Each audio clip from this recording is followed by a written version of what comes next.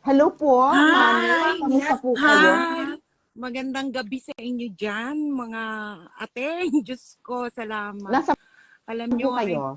nandito ako sa West Virginia, USA. Sobrang lamig ngayon. USA! Yeah, Ganun I know, dapat. right? I know, right? Pero,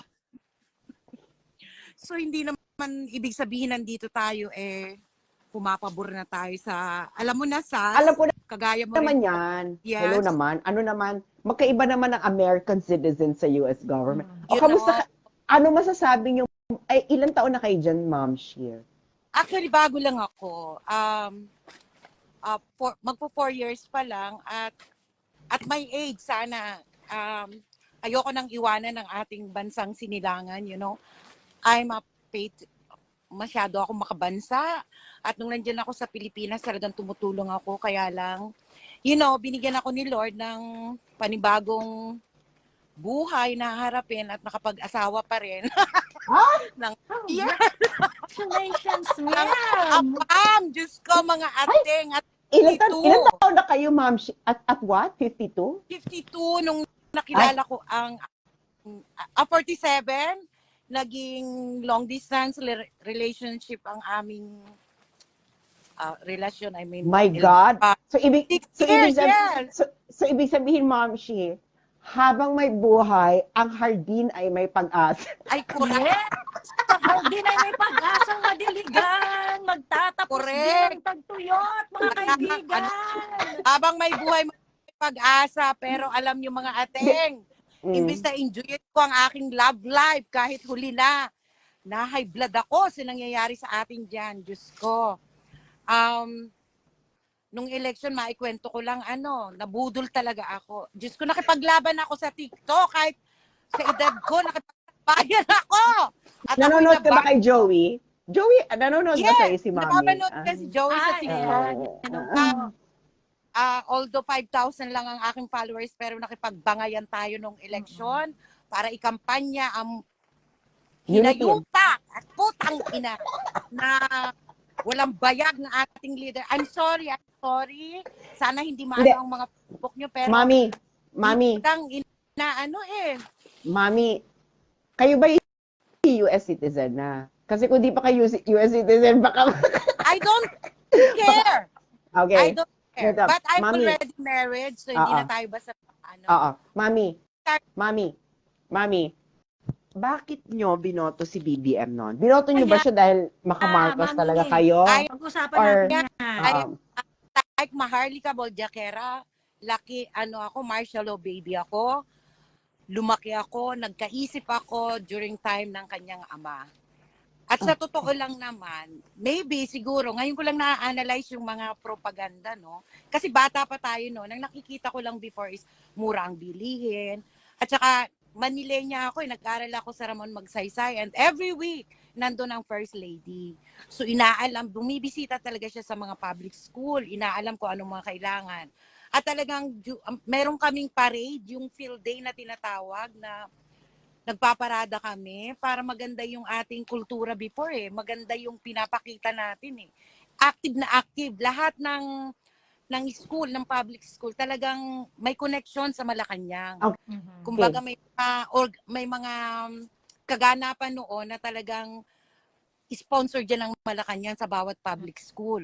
Very kami, kumbaga involved ka. Involved. Kumbaga, Oo, involved involved. ka. At natututo ka yung magiging makabansa ka ba, yung maging proud Pilipino ka. At saka talaga naman noon, yung tatay niya, although, ito rin yung sinasabi ko before pa, nung nagkaisip na ako na, oo, lahat ng politiko, nangungurakot yan, may kupit yan. Pero sana man lang, may makita tayo. Yan ang Marcos Sr. Nasabihin na natin na naiintriga siya before, nagnakaw or whatever.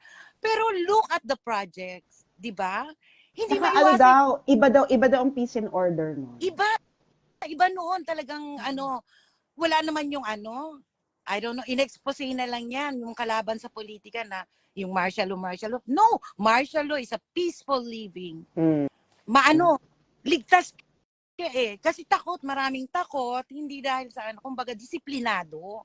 Disiplinado tayo noon. At noon sabihin na natin na may mga kurako talaga. And even up to now, kasi yan na ang Yes. pinagis na natin.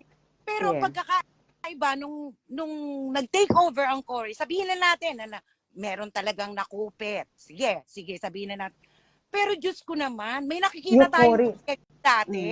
Mm-mm. May proyekto para sa Pilipino. May tulong mula sa gobyerno. Sabihin na natin na nagnakaw for 30, kung May ilang dekada ba result, naman. no, mami. So, May so result. mami, May may result, result. yes. Sabihin So na natin mami, yung tulay, pinagawa. Sabihin na natin 1,000 yan. O kumupit ng 200. At least may tulay. Diba? You know what I mean? at Pero nung matibay. At matibay. Yes, nung nag-take over ang Aquino government, until this very moment, puro kurakot na, hindi na nadagdagan ng ospital. Mm. Wala nang PGH second, yung pangalawang PGH or whatever. Kung ano yung project nung ama before, yun pa rin ngayon. At alam mo, kaya ako yung binotong hinayupak na yan. At nakapaglaban pa talaga ako. Although, ngayon ko nare-realize na, oo nga, no? Ano bang nagawa ni niyang hinayupak na Marcos Jr. na yan? Wala! Apelyido lang talaga. At umasa tayo ng pagbabago, continuity ni Digo. RD. Sabi ko, alam nyo, ako sa totoo lang, hindi ko yan binoto si PRRD. I'm sorry, PRRD. Talaga? Pero along the way, yes, Maraming hindi ko yan binoto si ganyan, Binay. maraming Si ganyan. Binay, si Binay, Binay, sino bang kasabay ni PRRD? Oh, si Binay ang Binay Rojas po. Oh, yes. Nung huli lang naman na talaga nasiraan si Binay, pero Oo. siguro Destiny ni PRRD. Destiny. Yes, Magaling at si Binay. Magaling si Binay. in magaling fairness. si Binay at maayos ang Makati. Yes. Pero Makati ako nakatira. yes, Destiny lang. talaga PRRD. And doon ko nakilala si PRRD. Alam nyo, hanggang ngayon, umiiyak ako kapag ginaganyan nila yung matanda. Diyos ko. Alam mo alam nyo, kulang ang mura eh. Diyan kay tambaluslus na yung hayop na yan. Kulang ang mura. Dapat gumawa ng may gumawa ng picture ba? Yung yung kabaong, yung bukas, di ba may picture doon nung namatay? Sana ang ilagay doon yung picture niyang mga putang inang mag-asawang yan eh. Mga hinayupa. Sa totoo lang. Alam mo, ang baboy. Mami, 4 years ka na sa Amerika, di ba? So nagpupunta ka rin ng public hospital or kung ano man yung social service. May nakikita ka mukha ng politiko? Wala. Sa social Before, service? Wala. Diyan sa Diyan sa US. Alam Diyan mo, sa US. dito sa US, wala. Oh, di ba? Dito, ang kaibahan dito, ako na ospital na at hindi naman mayaman ang napangasawa ko. Isa retired, veteran siya. So, na ospital ako. Alam mo, bago lang kasi ako so hindi ko alam. Nung na-ospital ako, medyo may problema kami mag-asawa. Kaya mga Filipina friend ko ang nag-convince. Pumunta ako ospital ko, huwag niyo akong dalhin dyan, wala akong insurance. Kasi dito insurance is matter. Yung insurance talaga dito. Wala akong insurance, wala akong pera. No! Alam mo, pumunta ako. My God, Sas, at saka Joey. Ang serbisyo dito. Dahil ko pang nasa Asian Hospital, yung pinakamahal na ospital dyan sa Pilipinas. Dito, walang mayaman, walang mahirap pagdating sa medical attention, lalo't emergency. Walang tinatanggihan dito, bawal sa batas yan. At kung wala ka mang insurance, wala kang pambayad, mismong yung gobyerno may ang social magtatawag service sa'yo for assistance na pag May nalaman social nilang service. can't afford ka, or wala kang insurance, sila mismo ang tatawag sa'yo para matulungan kanila na ma-avail yung mga binibigay ng serbisyo ng gobyerno. Kaya, Pero hindi politiko yung lumalapit sa iyo at ito ako. Mga tauhan ng gobyerno. Hindi, yung mismo nung healthcare system mismo, nung healthcare system. Yes. Yung mga kagaya diyan sa atin DSWD. Kung tungkol sa pangangailangan mo ng indigent. So walang tingog party list. Yan putang yan. Alam nyo, nalampasan na ang hayupan ni Satanas niyang mag-asa. Yan si Tambaluslos. Parang lampas na eh. Nalampasan niya ang kademonyohan talaga ni Tambaluslos. I cannot. Pumunta ko ng bonggang-bongga, no, mami? Ako, mahilig ako sa politika talaga. Kapapanood ko lang sa iyo tungkol sa kanina sa ano ba yung nilive mo kanina? Yung peace talks. Peace talks. Peace talk na naman ang mga hayop. Pagkakwartahan na naman nila yan. Kasi may budget yan eh. May budget. Lahat ng pagkakakitaan nila ngayon. Diyos ko, sabi ko nga, Lord, sabi ko. Meron talaga siyang budget. Tapos ang ano kasi, ito si Ma'am, si mas matanda sa akin to. Ma'am Shi, nakalagay dun sa sa press release nila, ano daw, para wakasan na raw ang root causes ng armed struggle. Madam, di ba my God, siguro, ano pa lang ata tayo, mga bagets pa lang tayo, pinag-uusapan na yung root causes ng armed struggle. Mga ano pa lang siguro kayo na mga egg cell at sperm cell pa lang ng magulang. Oo. Nandiyan NPA. Ako may tsuhin akong NPA sa Quezon. Bata pa ako noon, 7 years old, nandiyan na sila. At wala talaga. Itong ginawa ni PRRD na talagang pinulbo sila. May ano yan? NTLF kak ba yan? Ano ba yan? NTFL-CAC. Yes. NTFL-CAC. Yan na eh. Nandiyan na. Yan ang palakasin nila. Para matapos sorry, Mami. Kitang-kita kasi, Mami, yung incompetence of not understanding the problem. 'Di ba? Sinimulan na nating isolve to eh. Ano tong ginagawa niya? Anong hindi nyo naintindihan? Hindi nyo ba binasa yung trabaho ng previous administration? Joey, naiintindihan nila yan. Ayaw lang nilang intindihin. You know why? Because of their vested interest. Hindi makabansa, hindi pang bansa ang kanilang ginagawa. At itong Pangulo na to, si Junior, yung pagiging unstable mind niya, paiba-iba siya eh. Paiba-iba. That's not Paiba-iba. Hindi yan si na leader, you know? At hindi ko alam kung paano ito. Di ba, Mami, ako sinuportahan ko siya dahil sa mga posisyon niya sa napakahabang panahon. Di ba kasi consistent siya, kung ano yung posisyon niya nung senador siya, nung tumatakbo siya ng vice president, tumatakbo siyang presidente. It was consistent. Ngayon, pagdating na ngayong nakaupo na siya, ala, sino to? Di ko kaya nga, diba, alam mo natatawa lang tayo pero nakakagalit ang nangyayari ngayon. Diba? Unity. Amin niya, pag tinignan mo ang posisyon ni Junior, senador, tumakbo ng vice president, tumatakbo presidente, pare-pareho. Nung naging presidente, putang ina, sino to?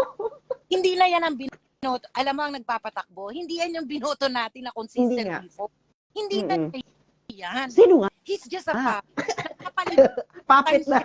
Napapalit. Puppet na, no? pretty sure, I'm pretty sure someone else is, I am pretty sure that the ones who's making the decision is not only him. Siya na mismo nagsabi, we, di ba?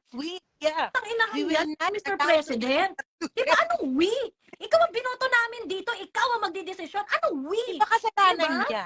Traidor yan eh. Di ba? Nagpapagamit siya. Diyos ko, maawa naman sila sa Pilipino. Alam nyo, nung nanalo siya at nung simulang nag-start magsalita si Maharlika, actually nararamdaman ko din yun eh. Hindi, nawala na ako ng ganang mag-vlog. I'm just listening to you guys, sabi ko. Kasi nandito ako. So nag-updated talaga ako kasi sa iyo, ayan ngayon, dagdag kay Maharlika. Yan lang ang pinapanood ko. At saka kay General Macanas when it comes to military. Gusto ko. Kasi, ano na ba? Sino ba ang kakalos dyan kay Tambaluslos? Di ba? Siya yung namamayag ng tao. Yung ginawa nila na mukha, Diyos ko, hindi ba sila nahiya sa mga anak nila? Picture nila gamit sa burial assistance, nandiyan ang Ano yun? Ang baboy! Ang baboy talaga. Baboy. Ang Pilipinas. At ang pinag-aalala ko pa dyan is, you know what dito? Medyo natututo ako ng dito eh. Dito, napakahigpit dito pag nagpapadala ka ng pera sa Pilipinas. May limit kami. Ku-question. Pag sunod-sunod padala mo ng 1K. Yes. Kasi ang iniisip nila, maubos ang pera eh. Ngayon sabi ko, nung isang araw lang, paano kung dinadala nila sa ibang bansa ang pera natin? What if maubusan ang kaba ng bayan, di ba? Mabankrupt ang Pilipinas. Sana yung mga senator na ito, alam mo, Mami, maraming takot eh. Maraming takot. No, I know. Pero kaya nga ako parang ayokong maging hopeless, no? Gusto ko pa rin talagang, dasal na lang ang ginagawa ko sa ngayon para sa ating bansa. Pero sana magkaroon yung iba na tumapang, I'm dreaming about, sana si Gloria gumagawa ng plano, I'm dreaming of that, na sana, sige, quiet lang sila. Sana si BP Sara, sige lang, para hindi mahalata. Pero I'm hoping na sana behind that, meron ding, para tapatan tong mga panggagagong ginagawa sa atin. The 31 million Filipinos na kung totoo nga ito is no longer there for them, Wala na. Nabuksan na sa mahal ng bilihin, and that is, yan dapat ang inaano ni Tambaluslos eh. Hindi yung itlog hawak niya, parang bala. May nakita akong picture, parang nag-iisip siya kung paano ilagay picture niya sa itlog. Yung itlog na 9 pesos. Hindi alam mo mga Yung sticker ko dito. Yes! hindi alam mo mami, ang karamihan pa rin ng mga tao kasi may nakita akong survey na siya talaga yung survey firm na kung gusto ng politiko ng honest na Yeah. You were talking about that a while ago na cut kasi pumasok ako. Paano naman nun? Pakumpleto naman nun, Sas? yeah, na kailangan ng honest na ito talaga yung survey firm na kinukuha ng politiko sa Pilipinas kung gusto nila ng honest na kung ano talaga yung real Yeah, talks, real- ganon. kasi merong mga survey firm na kinukuha ng politiko para pang PR na alam mo yun, ito talaga yung parang pang honest. So nakita ko doon kasi nga nagsa-survey sila kung sino yung mga presidentiable. Ang mga tao pa rin hungry pa rin sa Duterte style. Kaya nga ang top doon is ito nakakaloka. Ang top 2 si Sara saka si Tulfo. Tapos ang kasi survey na yun, kung sino yung magiging top second choice mo kung wala yung top 1 mo. So kung wala si Sara, ang choice nila si Tulfo. Ngayon, kung wala si Tulfo, ang choice nila si Sara. So talagang, tapos si Tambaloslos, 1%, parang nasa pinakadulo, girl. Tapos, as in, parang 1%, 5%, ganyan. Talaga, ang layo niya. So talagang, kaya nga ginagawa talaga nila, gusto talaga nilang tanggalin sa eksena ang mga Duterte. Ngayon, ang susunod niyan, ang feeling ko susunod niyan, si Tulfo. Kasi si Tulfo yung malakas eh. Kasi kung mawala si Sara, kay Tulfo pupunta yung mga tao. Tapos, nakakaloka pa, ang number 3, so Tulfo, Sara, parang nag-aanungan sila, nagdidikitan eh. Tapos, ang sumunod na, si Lenny. Pero si Lenny, mababa na lang, 10%. So, parang, alam mo yun na parang, kaya si Lenny talaga, meron siyang solid following. Alam mo yun? So si Lenny, mas mataas pa kay Tambalaslos. Nawala yung dalawa, maglalaban yung 10% at saka yung 1%. Talo pa rin siya. So talo ka niyo, imagine, talo ni Lenny sa Tambalaslos. Oo. Ay, Mami, nakamute ka, Mami. Mami.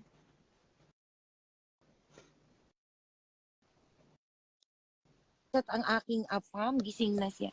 Ganito, paano malalamangan ni Tambaluslos si Lenny? Ay, sino ba si Tambaluslos kung hindi pa si Kuting ang nakaupo? He's not. Sa Leyte lang. Sa Leyte nga siguro, hindi pa yan iboboto ng lahat ng mga kababayan niya. Hindi. Kaya lang po siya nananalo sa Leyte kasi wala siyang kalaban. Ganun ba? Hindi ko binibigyan ng kanya si Tambaluslos. Sa itsura pa lang, laki na. Ewan. Ayoko na mag below the belt sa kanya, pero sobra na siya. And ano ba naman ang pinakita niyang trabaho, na tamang trabaho dyan sa Kongreso as Speaker of the House? Ano ba ang naiano niya, ambag niya? Simula nung umupo siya, sige nga, wala. Puro pa-epal sa taong bayan para makita. Yung Maharlika Investment Fund po daw. Ay, naku, isa pa naman.